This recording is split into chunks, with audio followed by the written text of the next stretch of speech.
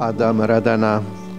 Rozhodli ste sa uzavrieť sviatostné manželstvo. Teraz nastáva tá chvíľa, keď Kristus Pán tu pred zástupcom cirkvi a pred cirkevnou obcov sviatostne spečatí vašu lásku. Preto sa vás pred Bohom a cirkvou pýtam, je toto vaše rozhodnutie slobodné a úprimné? Áno.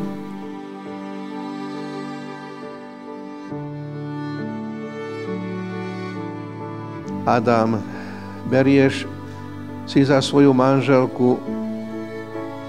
Beriem.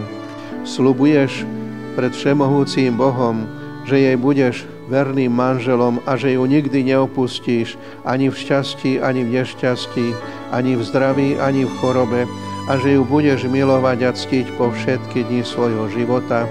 Sľubujem. Radana, berieš si Adama za svojho manžela? Beriem. Sľubuješ pred všemohúcim Bohom, že mu budeš vernou manželkou a že ho nikdy neopustíš ani v šťastí, ani v nešťastí, ani v zdraví, ani v chorobe a že ho budeš milovať a ctiť po všetky dni svojho života? Sľubujem.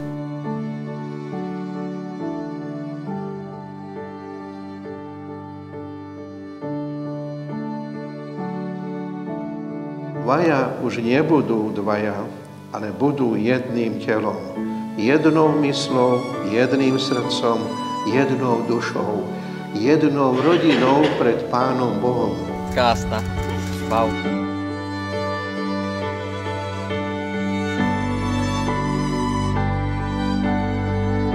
Milí svadobní rodičia, zverujem vám dar, ktorý ste mi odovzdali, ale už vám ho dávam trošku vzácnejší, lebo vy ste mi zverili mládenca a devu a ja vám odovzdávam muža a ženu, ktorí si pred malou chvíľkou vernosť a lásku až do smrti sľúbili.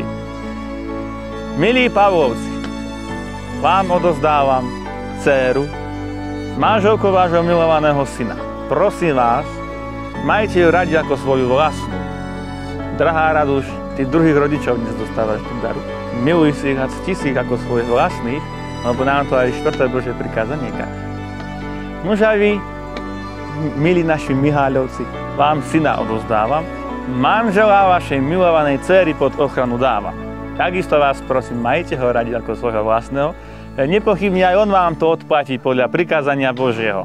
A ty, milý Adamko, ty druhých rodičov dnes do daru dostávaš. Maj ich rád ako svojich vlastných, aby z teba radosť mali.